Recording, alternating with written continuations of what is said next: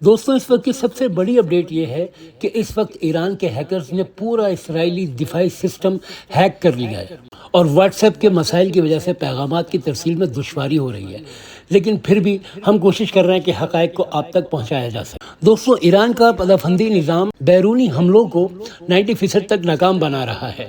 سب سے بڑا خطرہ دراصل اندرونی جاسوس نیٹ ورکس اور کواد کاپٹرز کے ذریعے ہونے والے حملے ہیں۔ اسرائیل نے گزشتہ 7 سے 8 ماہ میں ایران کے اندر ایک وسیع جاسوس نیٹ ورک قائم کیا تھا، جس میں ایرانی زد انقلاب گروہوں کو ہمسایہ ممالک سے غیر قانونی طریقوں سے داخل کیا گیا۔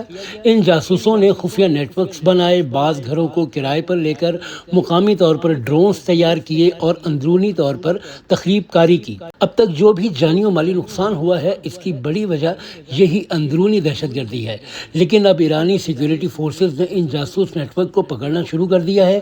سینکڑوں گرفتاریاں ہو چکی ہیں اور سب سے دلچسپ بات یہ کہ ایرانی عوام بھی رضاکارانہ طور پر میدان میں اتر چکے ہیں اور دہشت گردوں کو پکڑنے میں مدد فراہم کر رہے ہیں۔ پہلے دن ایران کے پدافندی نظام کو ہیک کر لیا گیا تھا، جس کی وجہ سے ملک کی ٹاپ ڈیفنس لیڈرشپ آسانی سے نشانہ بن گئی، لیکن ایرانی ماہرین نے صرف 24 گھنٹوں کے اندر نہ صرف دفاعی نظام کو بحال کیا بلکہ نئی قیادت تعینات کر کے اسرائیل پر تباہ کن جوابی حملے شروع کر دیے، جو اب تک جاری ہیں۔ ایران کے دفاعی نظام نے واقعی ایک شاندار کارکردگی کا مظاہرہ کیا ہے۔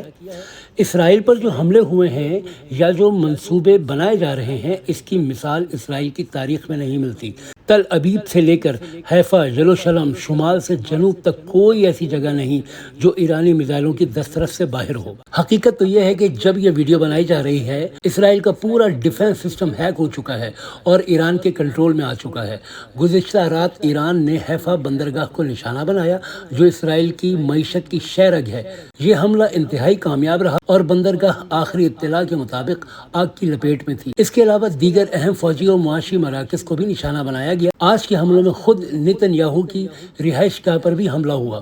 اس کے علاوہ اسرائیلی ٹاپ کمانڈرز کی بلڈنگ بھی حملوں کی زد میں آئی ہے۔ کچھ ذرائع کے مطابق نیتن یاہو کا بیٹا شدید زخمی حالت میں ہسپتال میں زیر علاج ہے۔ دوستوں ایران نے اب تک زیادہ تر پرانے اور کم شدت کے میزائل اور ڈرون استعمال کیے ہیں، جبکہ جدید ترین میزائلز کو مستقبل کے لیے محفوظ رکھا ہوا ہے۔ آنے والے دن جعلی ریاست اسرائیل کے لیے انتہائی خوفناک ثابت ہوں گے۔ ایرانی چینلز پر سپاہی پاسداران کے ترجمان نے اسرائیلی عوام کو واضح انتباہ جاری کیا ہے: جلد سے جلد اسرائیل چھوڑ کر بھاگ جاؤ، ورنہ یہ زمین رہنے کے قابل نہیں رہے گی۔ کچھ اطلاعات کے مطابق ایران اپنی افواج کو اسرائیل میں زمینی آپریشن کے لیے تیار کر رہا ہے۔ اس کا اعلان سپاہ کے سابق کمانڈر محسن رضائی نے ٹی وی پر بھی کیا ہے۔ جنگ اب ایک فیصلہ کن مرحلے میں داخل ہو چکی ہے۔ دوستوں اسرائیل بھی اپنی بقا کی جنگ لڑ رہا ہے، اس لیے ایران کے لیے آسان نہیں ہوگا۔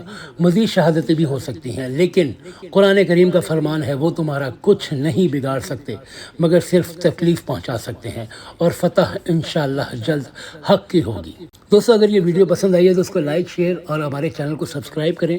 ملتے ہیں اگلی اپڈیٹس کے ساتھ۔ Thank you very much. اللہ حافظ۔